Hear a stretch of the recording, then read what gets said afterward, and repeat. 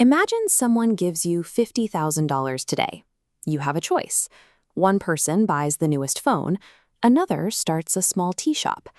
10 years later, the person who chose the shop is usually the one with more money. This isn't a result of luck, it's the direct consequence of how they positioned that initial capital. Take the example of Raj. He wants to open a stall near a busy bus station, a setup that costs $40,000, but he only has $10,000. To bridge that gap, Raj has to find outside funding.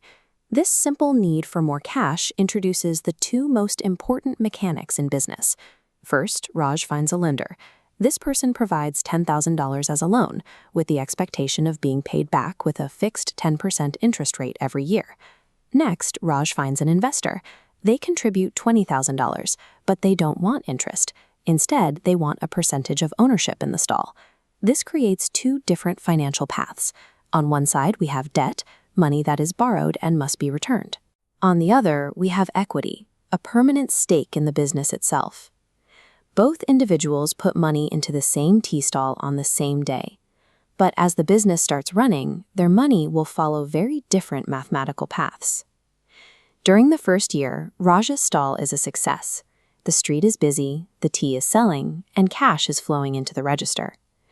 But high sales don't necessarily mean high profit. Raj still has to pay for ingredients, rent, electricity, and the guaranteed interest payment to his lender. The lender is satisfied. Their return is predictable and safe. But the investor is in a more difficult position. After all the bills are paid, the actual profit left over for the owners is very small.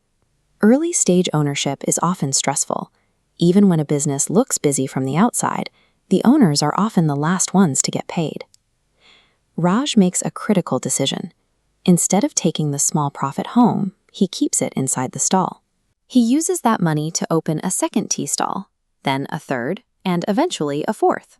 This is the process of reinvestment. By recycling the money the business earns, Raj is able to reach more customers and expand his footprint without taking on more loans. Keeping the capital inside the system is what turns a single street corner into a large-scale operation. 5 years later, the lender's path is a flat, steady line, earning a safe 10% exactly as promised. But the investor's line curves sharply upward. The company is 10 times more valuable, and their ownership stake far surpasses the lender's interest. This happens because ownership tracks the full growth of the business valuation. While the lender's profit is capped by their contract, the investor's potential upside moves with the success of the company. This changes how we should think about risk.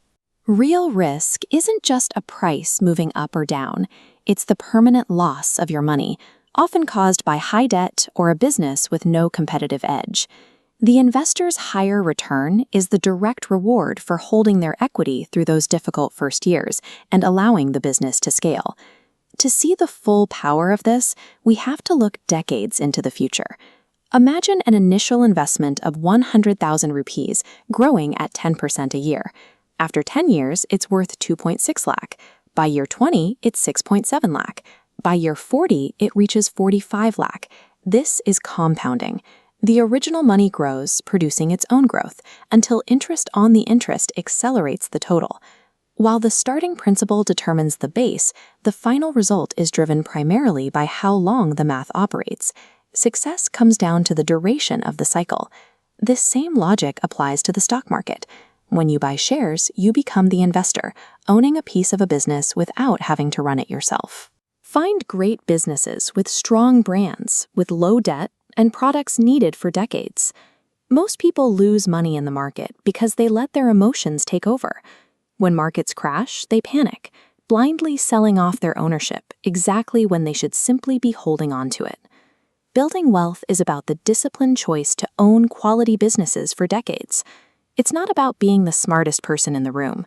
It's about being the most patient.